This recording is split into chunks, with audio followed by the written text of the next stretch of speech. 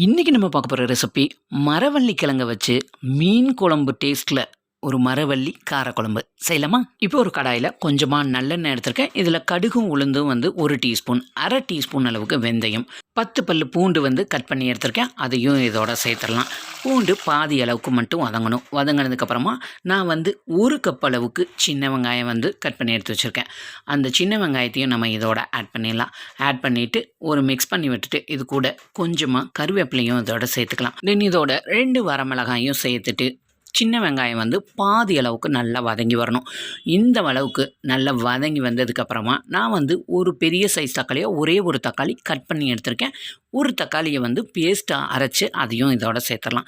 தேவையான அளவுக்கு உப்பும் இதோட ஆட் பண்ணிவிட்டு இப்போ இதை நல்லா மிக்ஸ் பண்ணி கொடுங்க. மிக்ஸ் பண்ணிவிட்டு லிட்டை போட்டு க்ளோஸ் பண்ணி தக்காளி நல்லா சாஃப்டாக வேகிற வரைக்கும் வெயிட் பண்ணுங்கள்.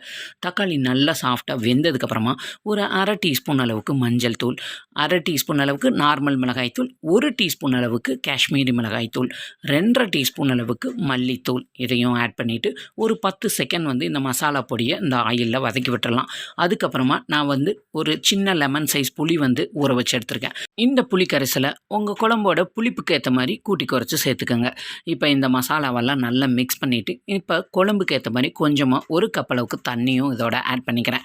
ஆட் பண்ணிவிட்டு இப்போ இந்த மசாலா கொதிக்கட்டும். நான் மரவள்ளி கிழங்க தோலெல்லாம் நல்லா நீக்கிட்டு இந்த மாதிரி சின்ன சின்ன பீஸாக கட் பண்ணி எடுத்துருக்கேன். நான் பச்சையாகவே குழம்புல ஆட் பண்ணி வேக வைக்க போகிறேன். உங்களுக்கு குழம்பு சீக்கிரமாக வேகணும்னு நினச்சிங்கன்னா இந்த மரவள்ளி கிழங்க குக்கரில் கொஞ்சமாக தண்ணியும் போட்டு ஒரு விசில் விட்டதுக்கப்புறமா தண்ணியை வடிச்சிட்டு அந்த கிழங்கு இந்த மசாலா புளியெல்லாம் ஊற்றிட்டு ஒரு கொதி வந்ததுக்கப்புறமா இந்த கிழங்கை நம்ம இப்போ இதோட ஆட் பண்ணிடணும். ஆட் பண்ணிவிட்டு ஒரு கொதி விட்டுட்டு மசாலா வாசம் போனதுக்கப்புறமா நான் ஒரு பெரிய சைஸ் தேங்காய், ஒரு தேங்காய் திக்காக பால் புழிஞ்சு ஒரு 2 கப் அளவுக்கு திக்கான பால் எடுத்து வச்சுருக்கேன்.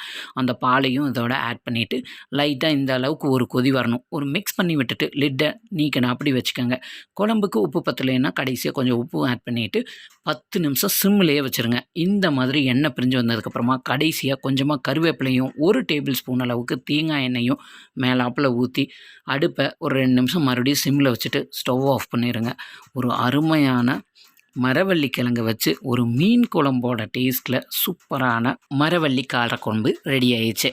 இது சூடான சாதத்தோட இந்த மரவள்ளி காரக்குழம்பு ஊற்றி ஒரே ஒரு அப்பளம் மட்டும் வச்சு சாப்பிட்டிங்கன்னா சாப்பாடு சும்மா போய்கிட்டே இருக்கும். எங்கள் வீட்டில் எல்லாரும் விரும்பி சாப்பிட்டாங்க. அந்த அளவுக்கு டேஸ்டியாக இருந்தது. கண்டிப்பாக இந்த ரெசிபியை நீங்களும் ட்ரை பண்ணி பாருங்கள். இந்த வீடியோ பிடிச்சிருந்ததுன்னா உங்கள் ஃப்ரெண்ட்ஸ் அண்ட் ஃபேமிலிக்கு ஷேர் பண்ணி விடுங்க. இது அவங்களுக்கும் ரொம்ப ரொம்ப யூஸ்ஃபுல்லாக இருக்கும். மறக்காமல் நம்ம சுபாஷ் டைம் சேனலை லைக் பண்ணி சப்ஸ்கிரைப் பண்ணிடுங்க.